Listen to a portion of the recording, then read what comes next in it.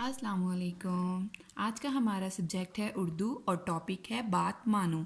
एक मुर्गी थी, उसके 4 चूज़े थे, जिनमें से एक का नाम नोमी था, जिसने अपनी मामा मुर्गी की बात नहीं मानी और उसको चील उठा कर ले गई। इस कहानी से साबित हुआ कि हमें अपने बड़ों की बात माननी चाहिए। अब हम रीडिंग की तरफ आते हैं। एक मुर्गी के 4 चूजे थे, नरम नरम प्यारे प्यारे।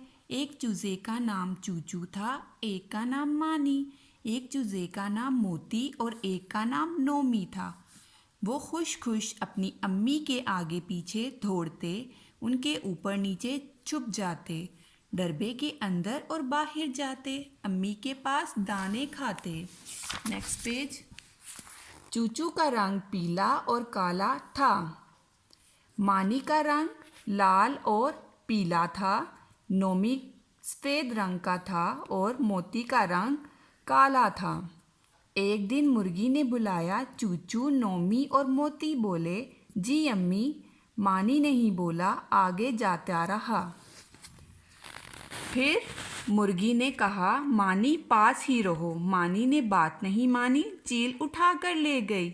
नहीं नहीं, रुको रुको, ओहो, ये क्या हुआ? इस तरह मानी को चील उठाकर ले गई और नतीजे से साबित हुआ कि हमें अपने बड़ों की बात यानी वालिदैन की बात माननी चाहिए। आज की आपकी रीडिंग यही है। ओके, अल्लाह हाफिज़।